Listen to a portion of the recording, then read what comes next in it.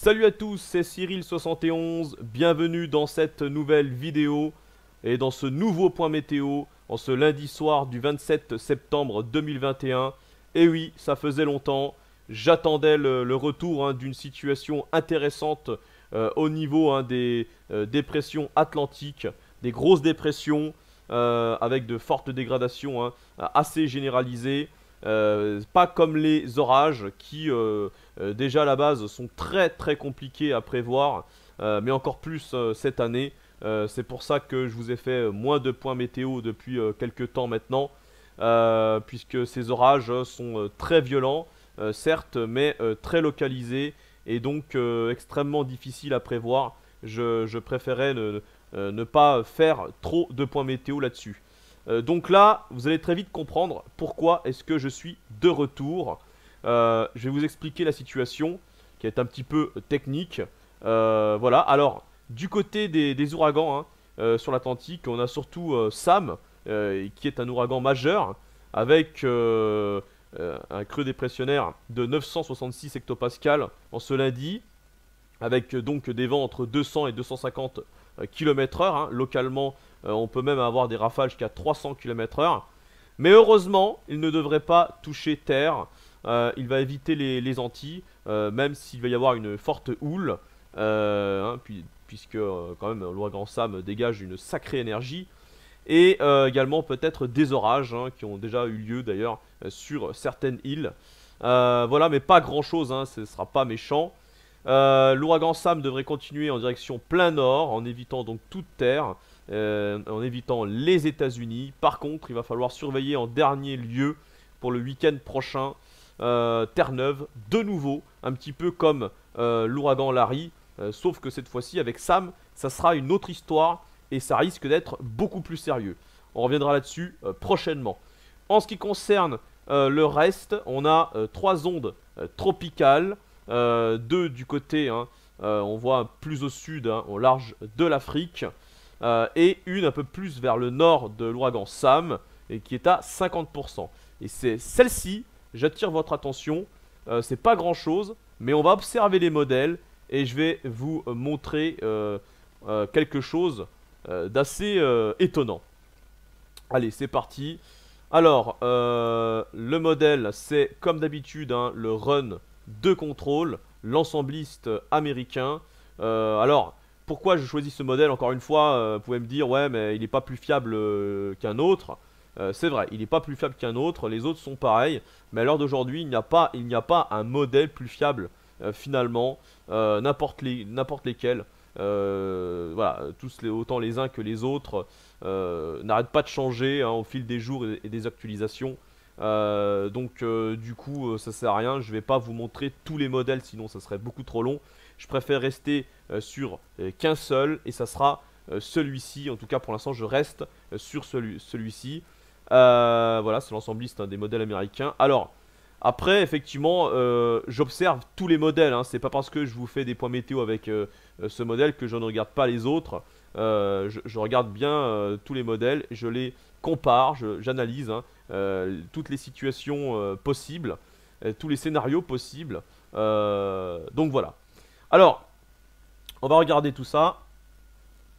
Alors, l'évolution des centres d'action pour chez nous. Déjà, on a une dépression du côté de l'Islande, assez creuse. Un anticyclone un peu plus loin du côté de l'Europe scandinave et l'Europe continentale. L'anticyclone des Açores qui lui est plus au sud, donc du côté de la péninsule ibérique, qui protège un petit peu la moitié sud. C'est pour ça qu'on n'a pas grand chose là et qu'on a des perturbations océaniques qui arrivent à s'infiltrer sur la moitié nord. Vous voyez ici, notamment pour mercredi, nouvelle perturbation sur le nord. Ensuite on a une autre dépression qui arrive et celle-ci devrait donc s'installer un peu plus durablement entre l'Islande et l'Irlande. L'Écosse également, on voit très bien cette dépression qui va donc former un vaste système dépressionnaire pour la fin de semaine et repousser un peu plus l'anticyclone des Açores. Voilà, on le voit très bien, l'anticyclone des Açores qui va donc qui protège toujours quand même la moitié sud, mais il a tendance à se retirer un peu plus loin à partir de ce moment-là. Et regardez ce qui se passe à l'ouest de l'Atlantique. Alors là on le voit pas trop sur la carte, hein, je vais pas vous le montrer, sinon voilà que ça va faire trop long. Mais juste pour vous résumer, du côté du Canada, on a un anticyclone assez vaste hein, qui monte en direction de la mer du Labrador. Et on a une dépression, un vaste talweg, qui est bloquée du côté du nord-est du Canada. Voilà, en direction de l'ouest de Terre-Neuve. Et l'ouragan Sam va venir fusionner en fait avec cette anomalie de basse pression. Et va donc rester très puissant hein, également par rapport à ça. Il sera alimenté par cette instabilité qui va le faire remonter en direction de Terre-Neuve. Mais pendant ce temps-là, il va y avoir quelque chose qui va se passer. Je vous ai montré une petite onde tropicale tout à l'heure, en début de vidéo. Eh ben, on arrive à la voir ici, en tout cas moi j'arrive à la voir. Vous peut-être pas, mais cette dépression tropicale elle est ici en fait hein. C'est cette anomalie au niveau des isobars, c'est comme ça qu'on voit hein, qu'elle est présente. Petite vague ici, donc la dépression tropicale elle est là. Et elle va être reprise par le jet stream, une branche de jet stream qui va se renforcer. Alors pourquoi est-ce que le jet stream va se renforcer? Bah, tout simplement parce que il va y avoir un contraste de masse d'air entre une masse d'air très froide hein, qui descend du sud du Groenland et la masse d'air subtropicale avec l'anticyclone des Açores notamment, et également à l'avant de l'ouragan Larry qui est un tout petit peu plus au sud. Donc on a vraiment les deux, hein, cette différence, ce contraste entre une masse d'air subtropicale et une masse d'air polaire. Toutes les deux masses d'air sont instables et cela aura pour conséquence d'engendrer ou de développer une dépression qui pourrait être dangereuse. Cette dépression, attention, je ne dis pas qu'elle va forcément développer une tempête, mais dans tous les cas occasionner une forte dégradation pour le week-end prochain.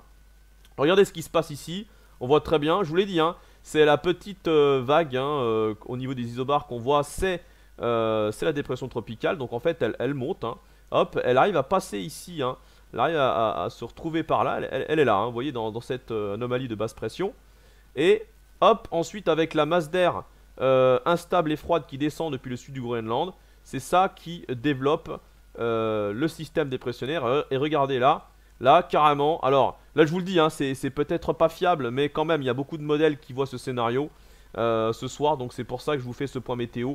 C'est peut-être pas fiable, mais quand même je préfère vous en parler. Regardez-moi ça, c'est une véritable tempête là qui est possible sur une grande partie quand même du pays, hein, notamment l'ouest et le nord.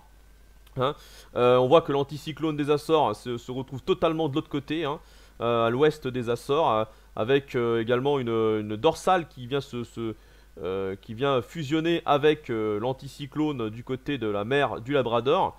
Et donc on a l'ouragan Sam qui, vous voyez, hein, est extrêmement puissant encore là, et arrive sur Terre-Neuve, hein, comme je vous l'ai dit tout à l'heure. Terre-Neuve qui serait concerné là de façon beaucoup plus sérieuse que Larry.